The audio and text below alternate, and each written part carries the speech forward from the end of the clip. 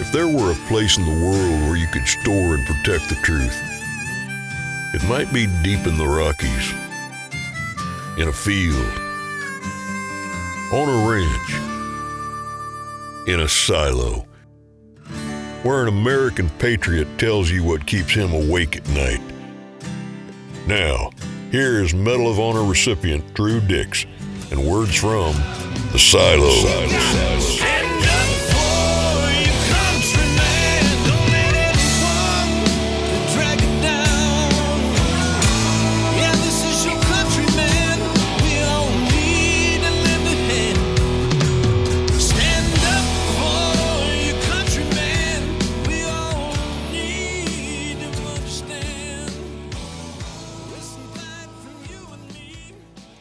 Welcome, everybody. I think you're going to enjoy this very first show of From the Ranch, the words from the silo. You know, the idea is that there's a lot of things that keep people up all night, and there's a lot going on in this country, and we're here to talk about it. And one of the things that is so important is to try to keep up with what our government is trying to do for the country and understand everything about it. And so the idea of the words from the silo are to find out what it is that people are worried about or thinking about. And in a lot of cases, they shouldn't be worried. We're here to clear things up, so those of us that are very interested in where we're headed in this country have a way to express ourselves. So welcome to this very first show from the ranch and words from the silo.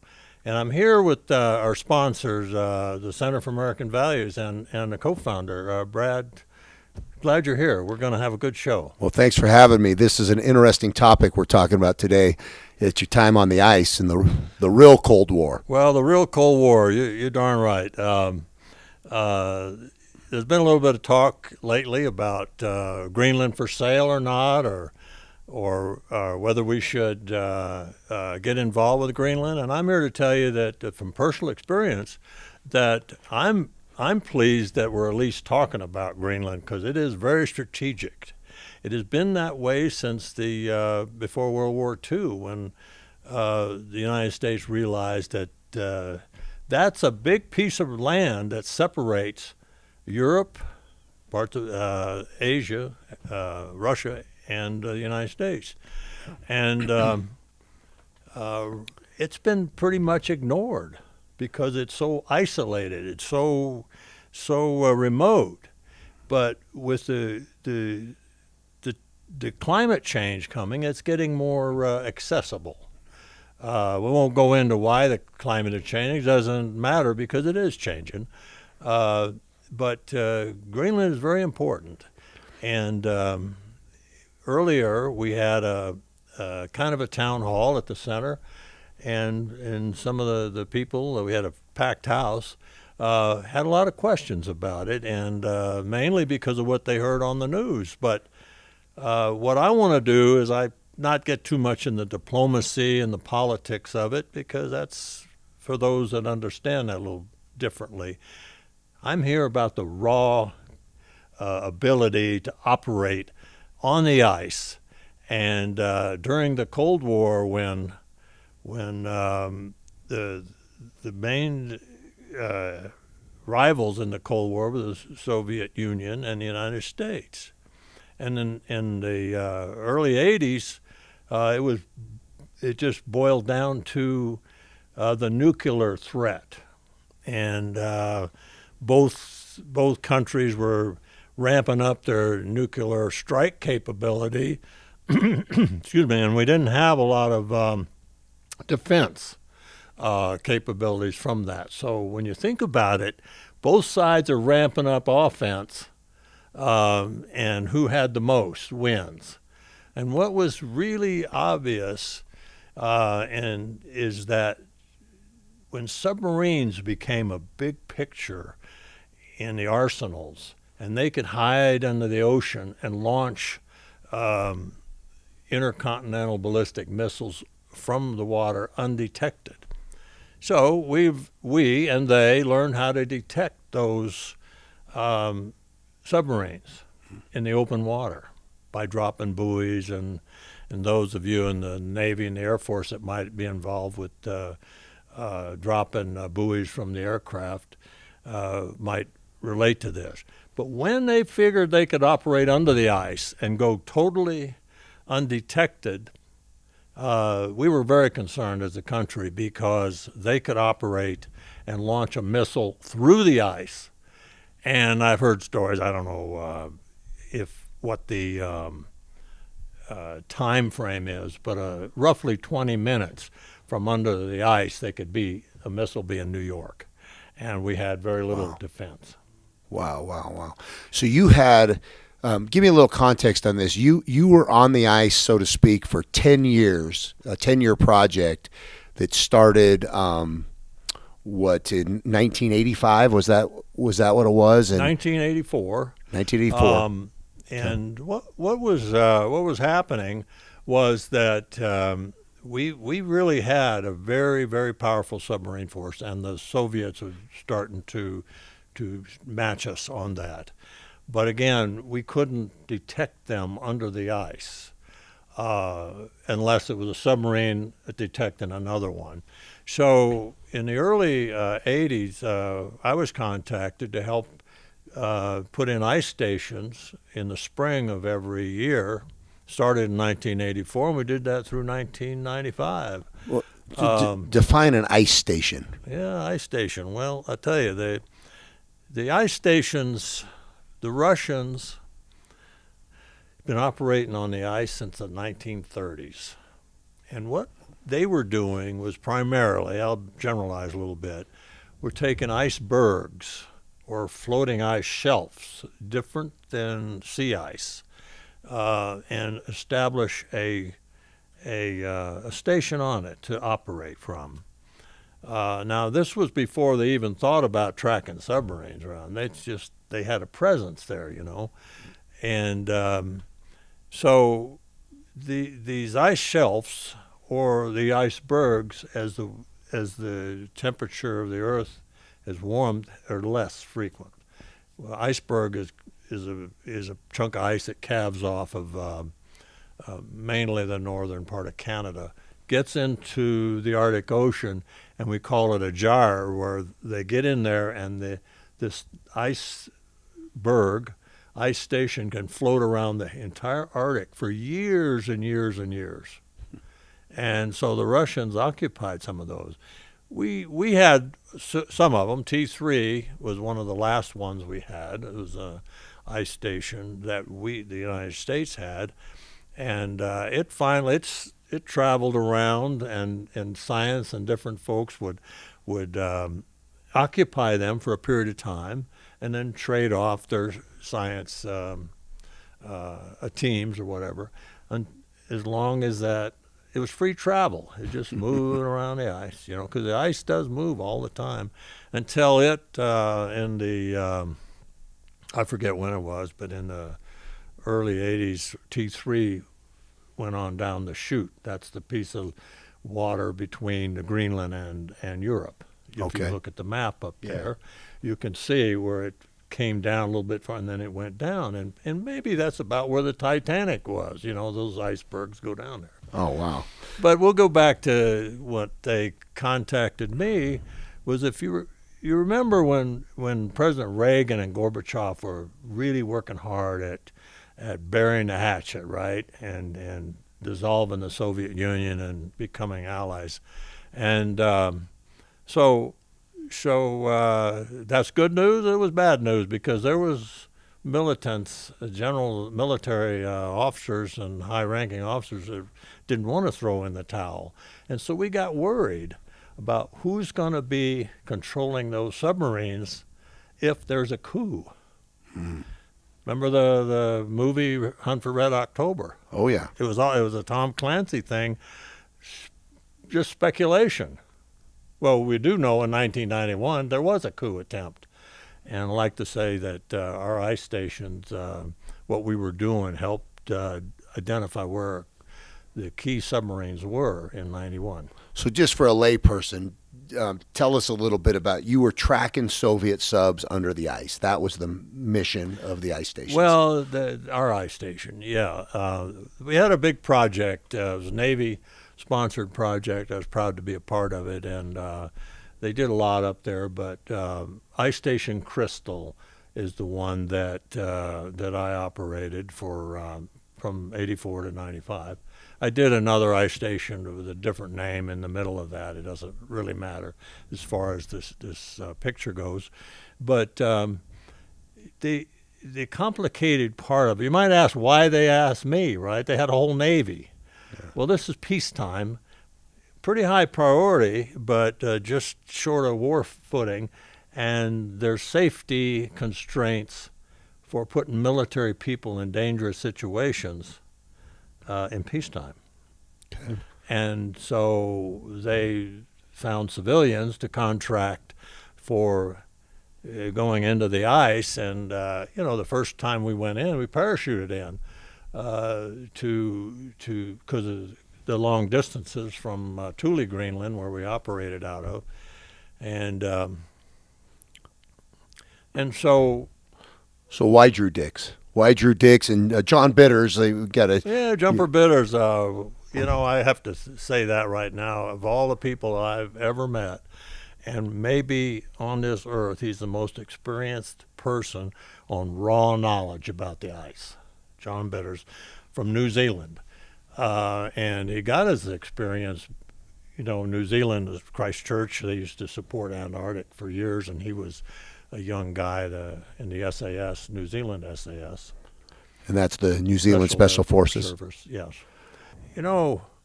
When you think about it, in 1984, when you left Thule, Greenland, it was solid ice all the way to the pole or wherever. In March. But you just can't just jump out of an airplane on some ice. We had to look for a flow that was at least a year old, so that we have some depth to it and some strength for the work we were going to do. Because if you picked a flow that was a little bit thinner, not so strong, a bigger flow in the movement of it could crush it and ruin your whole day. So we spent a lot of time from the air identifying the right ice before we made that commitment to parachute in, because guess what? We had to make a skiway for a plane could land to get us out of there. Okay. In these 10-year period, sometimes as little as 2 days, we say, man, we got the perfect one. It meet all the ingredients. And sometimes we've gone 2 weeks looking for the right combination of the right flow, the young ice around it, heavy ice in the middle where we wanted to be. And because once we made that commitment and we parachute in or whatever, it's it. We got to make a skiway to get out of there. And then we bring in our resources, airdrop, fuel and all that, because you don't cut firewood up there for fire. You have to bring everything in. Wow. So I assume there's many dangers. You want to talk about some of the dangers of being out on the ice?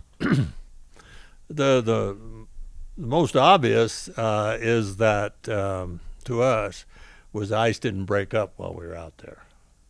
And in 10 years, it only broke up one time on me, and that was enough. If you look at that one photo that I have, let's see, which one is that? That's there,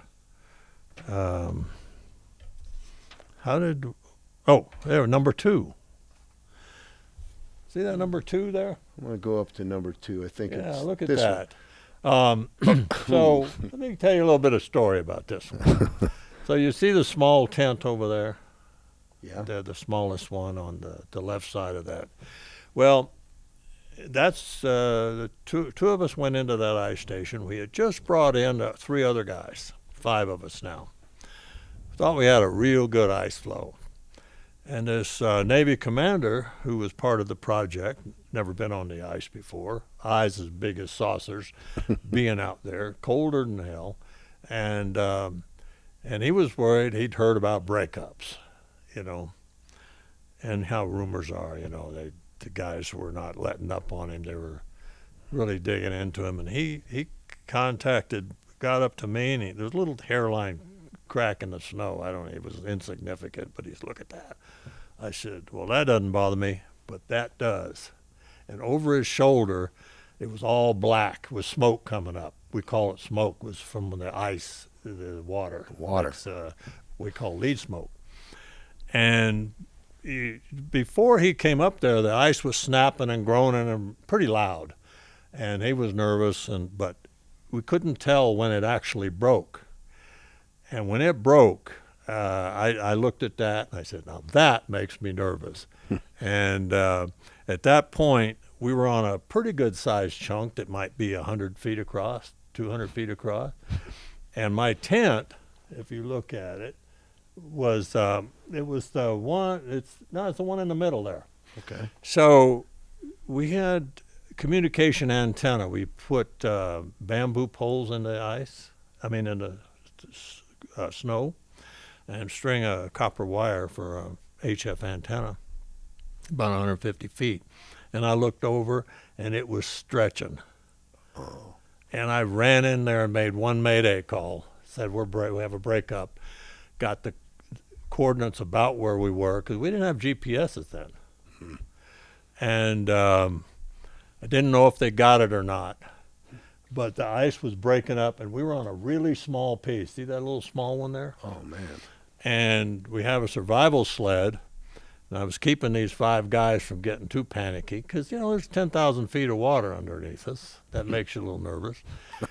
And I looked up, and there was the ice was moving this way. You couldn't jump across this 10 or 20 feet, but there was a point sticking out, and it looked like 2 points were going to come together 3 or 4 feet apart. And we lined everybody up, and we hopped over and got off of that floe, that little chunk of ice. And next is where waiting to see if somebody got our message. Now, we were a good 500 miles from Greenland. And how long's that for a plane to get there? About 3 hours. Right? Okay. And and because there's no fuel there, they couldn't spend a lot of time looking for us, and we had no GPS at the time. And what made it a little more hairy was that the ice is moving. And Monty Stevenson, a wonderful pilot, had a twin otter, and he flew up there.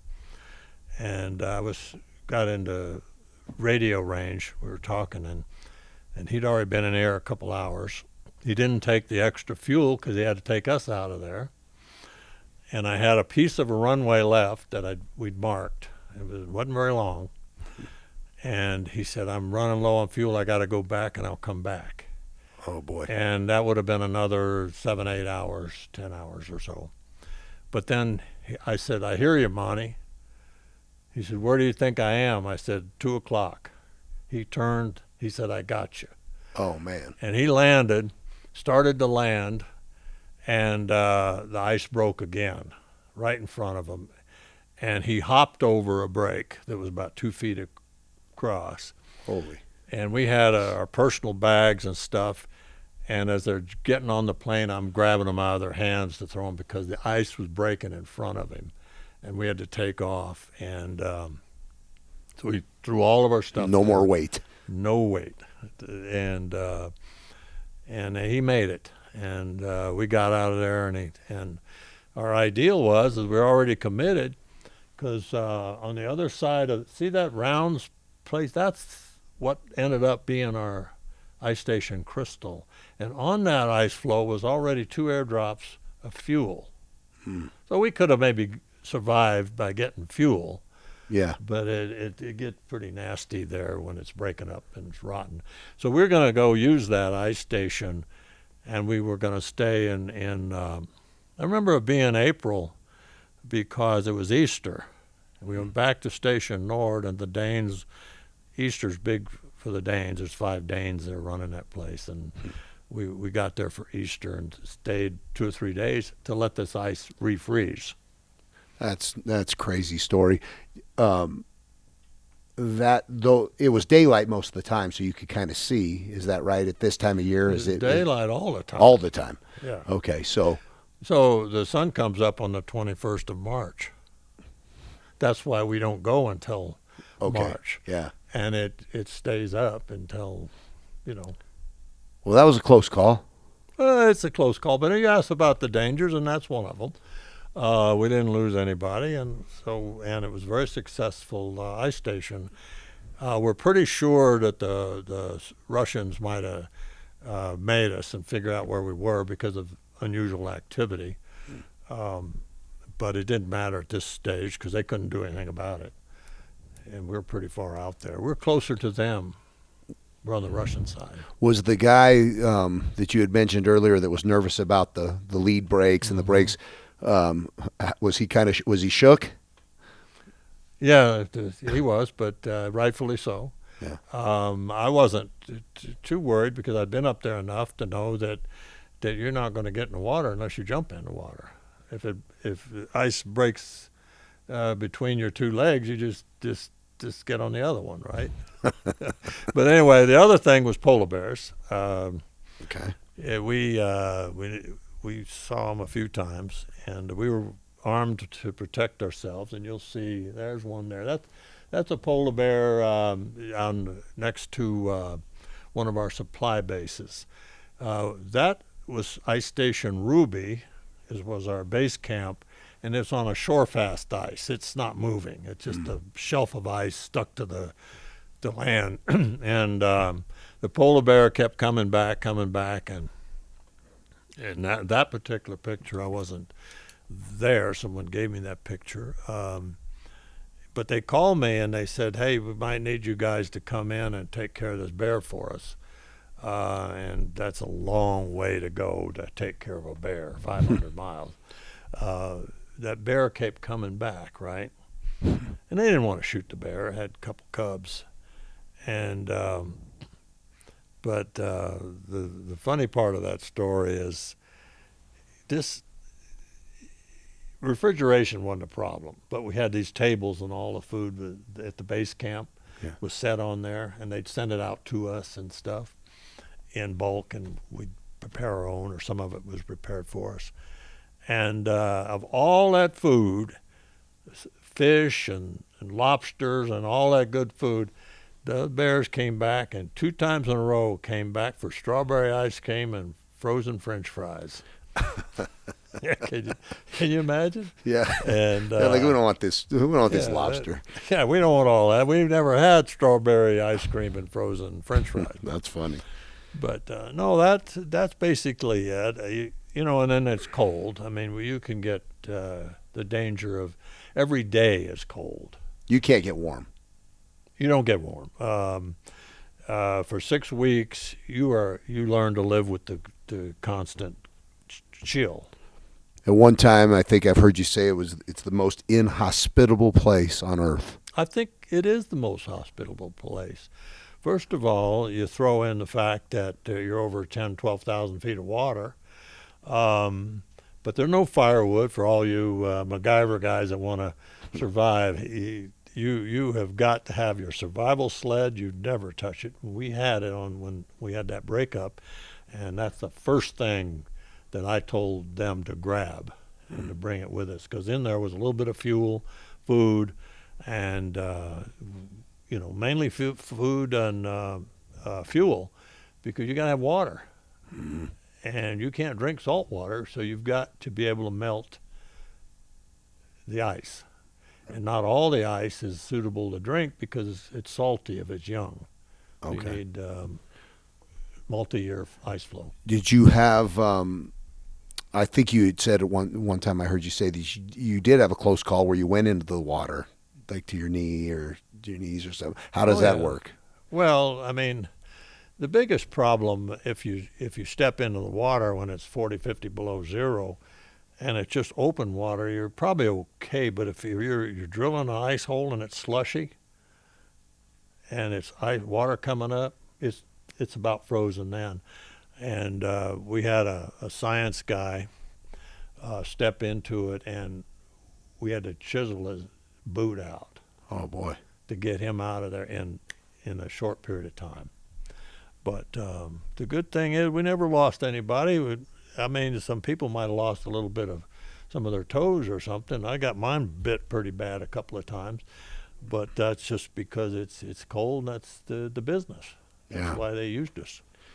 But I think, Brad, what I'd like to emphasize here to the audience, and they talked a little bit about it earlier at our town hall, that the learning curve on the ice is very steep. But once you get there, you understand it. You can't gradually work your way into the ice. The Russians have been there a lot, and they stay there.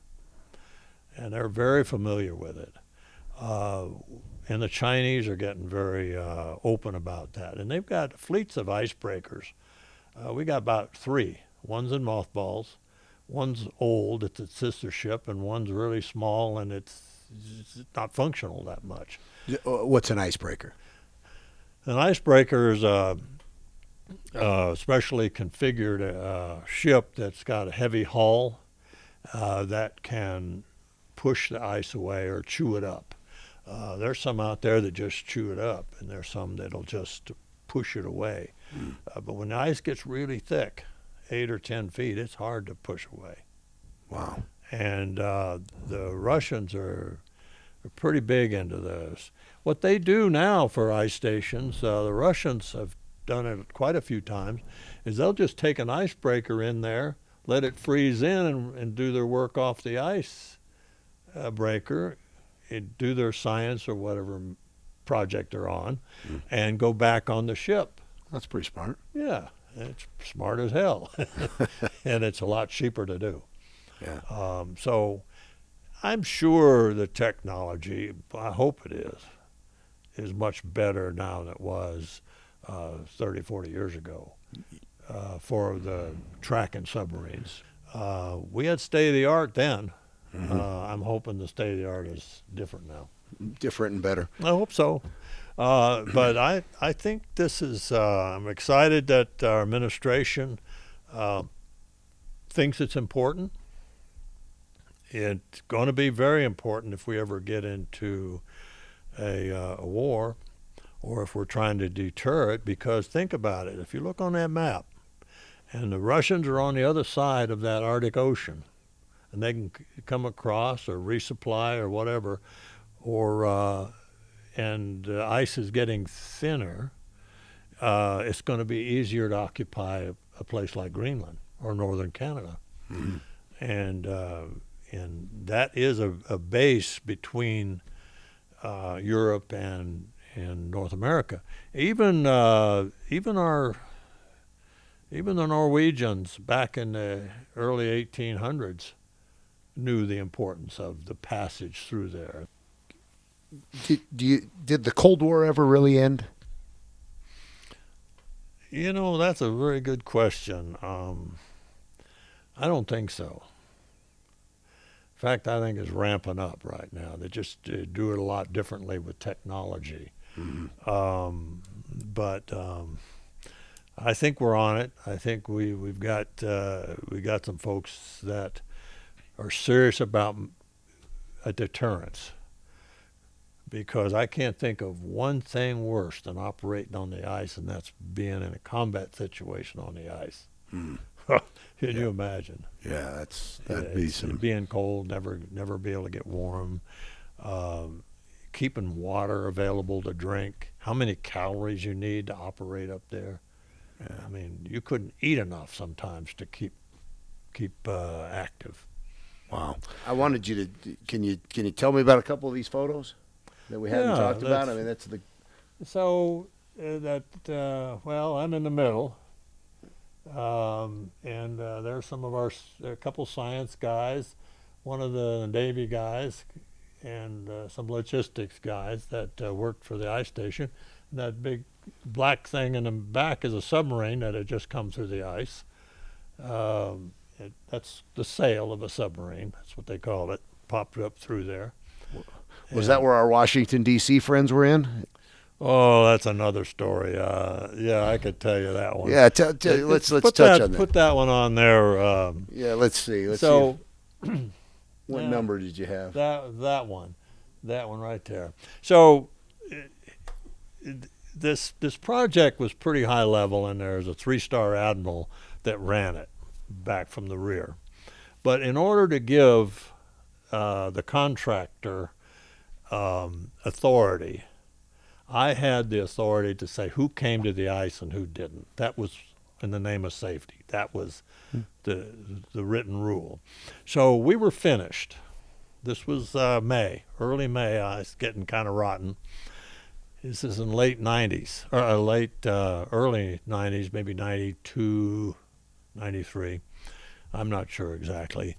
But I was asked, there's some VIPs that want to come out to the ice station Crystal. We were near the pole. And I said, I don't recommend it. The ice is getting pretty rotten. And who are you talking about? And they told me this is a couple senators and some congressmen and the chief of the budget accounting office. And they said, we respectfully request that you allow them to come on because this might be the end of our project unless they can see the importance of it. So I said, okay. So I said, there's 2 conditions. One, they come in 2 Twin Otters, and the Twin Otters stay on the ice as long as they're here, the VIPs. The pilots agreed, the company that was flying those Twin Otters, because they didn't allow them to stay overnight. Mm-hmm.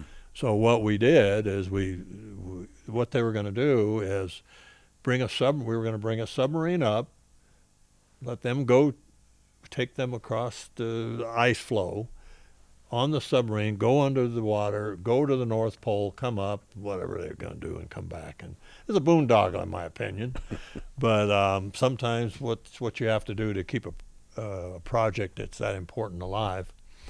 And if you can see right there, I met I'm meeting them, and there's Senator Gore right there. See? Okay. Yeah. And he's looking for the mayor. Everybody affectionately called me the mayor. So I guess I didn't look like a mayor, and he walked right by me. And he's looking for the mayor. And somebody said, that's him. Oh, okay. And then he mentioned, so what are you doing up here? I said, well, Senator, I think you've been briefed. It's all classified, and you've been briefed. And I don't want to trouble you with boring you on the repetition of the briefing. No, what would you be doing if we weren't here? And that's when I said, Senator, if you weren't here, we wouldn't be here because we're done. And so he didn't like that too much. But anyway, at that point, we were ready to go. I was nervous about the ice breaking up. So we found a spot with fairly thin ice, about 3 feet thick, refrozen lead where the submarine could come up. And it's about a mile away. So I put in bamboo poles with a black flag every 100 feet. Because if we're taking them by snow machine and a sled, and a blow comes in, and it does, and you can't see, you can't see 100 feet. Yeah. And that was pushing it. And so we got them there, and they said, oh, well, we were waiting for you to put these flags in. And I said, well, that wasn't important, was it? I don't know, but I'd always err in the safety when I got guys like you up here, right? So we put them on the submarine. It came up through the ice just like clockwork. Put them on there. I'm thinking, these guys, out of shape guys, and they're crawling up the sail, and there's rebar steps that are only about 3 or 4 inches away from the sail. They're all frozen because the submarine came up, and they're climbing up there to get into the top. It's about 30 feet up there, 25, whatever it is. It's a long way up. So they did it. We didn't lose anybody. They went down. Came back the next day. One hell of a blow came. You couldn't follow those flags if you wanted to. And the submarine was talking to me on the underwater telephone, which is a real slow conversation, almost like garbled. ice station, Crystal, this is Pargo, over. And he's trying to tell me that he's got all these VIPs telling him they want off the ship. And this boat captain, he couldn't do anything about it, you know. All of a sudden, I heard it in the crystal clear. He'd obviously surfaced. Okay. You know. And I said, man, I got to get over there. So we found the flags, went over there, and there they were out in the dark. And he's wanting to nose up to the ice and have those guys jump over. Can't do it. Yeah. The front of that boat is sloped like this. It's icy, and these guys are not in the best shape, and they're going to have them jump over. And so I jumped on it and went down into it's a small boat. These submarines are small. And there's a room that, I don't know, it must be 15 by 15 or 12 or something. It's not very big where their galley was. The mess for the officers, and they're eating popcorn, and they're saying, we need to go. I've got to get off this ship because I got to attend a conference in Washington, D.C. on Wednesday. And I said, Senator, you aren't making it because you're not getting off of here until it's ready, you know. And I said, why did you come up here anyway? He said, well, we heard it was pretty rough. Well, did you find out? Because it's pretty rough. And that's this one old congressman, I forget his name, McNulty, I think, from New York. He says, senators and other, I want to personally apologize to the mayor here. We shouldn't be here. He's got his hands full. And I wish you could remember who that was, but he said it real clear. He says, we have no business here. This is a tough place, and we put this on him. And then 6-7 hours later, the weather cleared up, and we got him out of there. But so that was our visitors, and the project stayed another couple of years. I don't think that had anything to do with it. It's just a bona fide threat. But it's a boondoggle. Yeah. They went to the North Pole. Was that the only time you had any politician types? No, that's the only time. Only time. Yeah. Otherwise, it was always operators. Yeah, it was just people that could handle themselves. And, there were 3 or 4 ice guys, my team and Jumper and them, that really knew what to do. The science guys, our job was to keep them out of trouble.